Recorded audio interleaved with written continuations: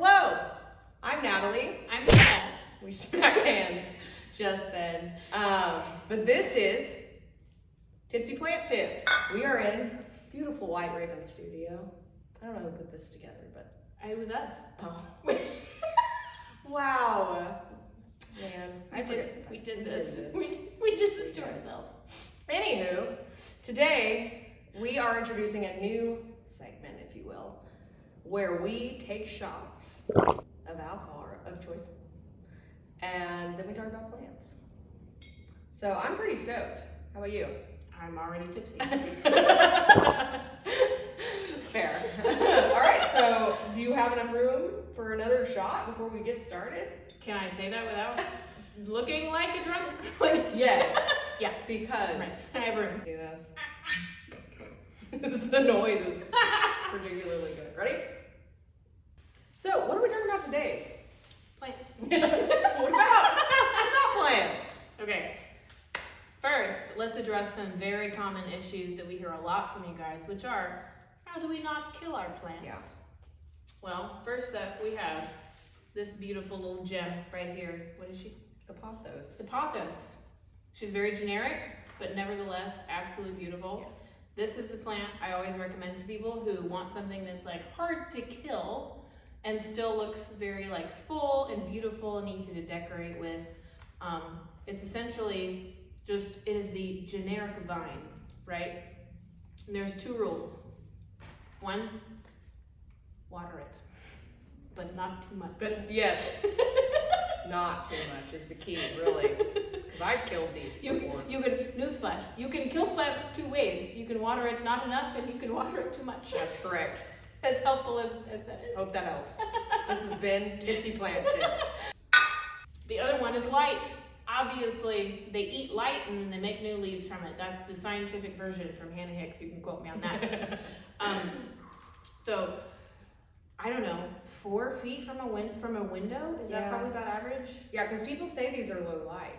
But what they really mean is not they'll really. kind of, sort of survive in a low light situation. Which But doesn't make sense at all. Really. you don't want them to just survive. You want them to grow. Like, Right. so for Look at like, this guy. okay, so good example. So at the very end here, it's reaching, right? You've got like this interesting little, It's not pretty. what is that? That's not good. Okay.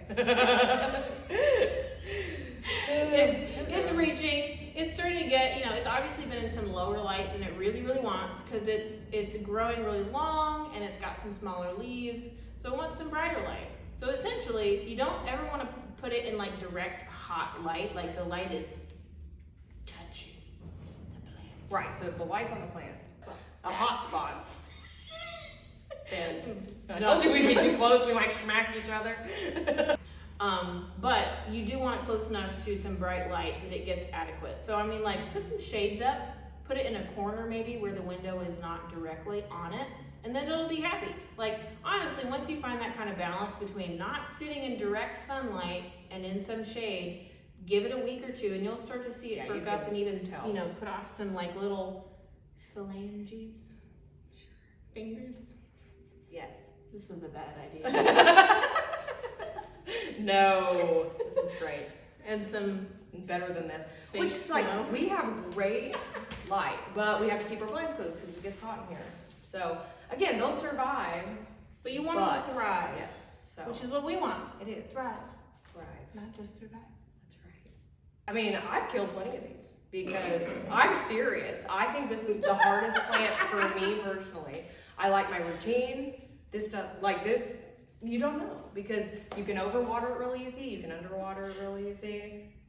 It's stupid. What we're saying is this is really complicated. How often would you water a pothos? That's my question to you. So many deep questions. I know. Okay, so let's assume you have not repotted this since you bought it. Like it came in the nursery pot, you got it from Lowe's, wherever. Fortune Collective plus coffee or Grow Good Things. Not a sponsor. Not sponsored. This at all. You're gonna want to water it at least when you get it home because they're usually dry. But always my best advice is like stick your finger in it. Yeah. Visual. Stick your finger in the soil about 2 inches. Yes. If it's dry, stick your finger in the soil. If it's dry, you need to water.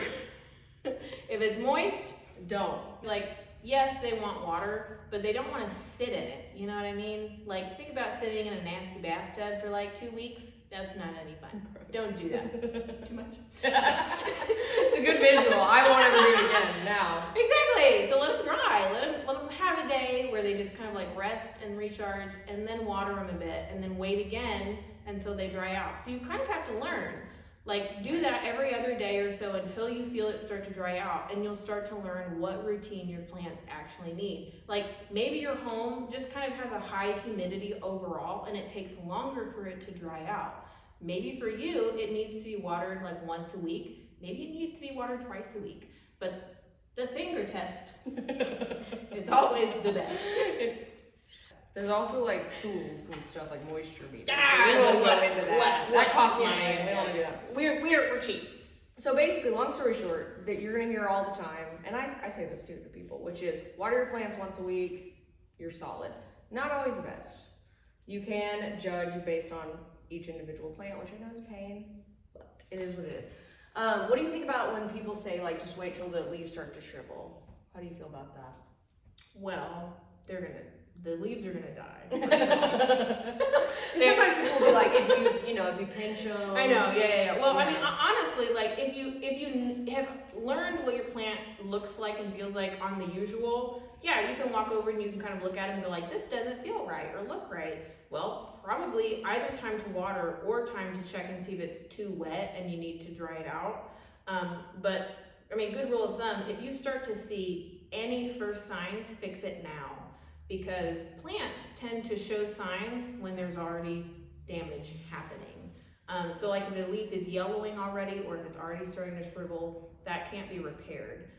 It will continue to die and fall off, or you can trim it off. So as soon as you start seeing it wilt or turn yellow, that's the sign you need to investigate pretty quick. And usually it's one of those two things. It's not even like, oh, do I have a fungus or whatever. It's usually literally just like, have you overwatered or underwatered? Right. Is it still wet or is it dry? Yeah. Exactly. And you can fix both of those things really quickly. And then they will bounce back. There are some species that are very sensitive, but I mean, these are not. For pothos, yeah, they kind of thrive on neglect. Yes, they do. Apparently, I love too much, and that's the problem. A little bit. I'm the opposite, I guess. I kind of go like, you're fine. You're fine. You're fine. You can die. And we'll do a segment on which plants you can just neglect shit out of. And oh yeah, for sure. Yep. Perfect. Well, cool.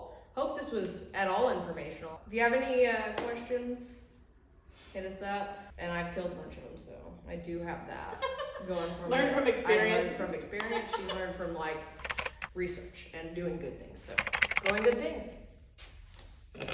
Oh yeah, that's what I was Well, I'm Natalie. I'm Hannah. If we haven't said it enough, this is Tipsy Plant Tips. And we'll see you next time. Don't know if it'll be a week or a month. All right.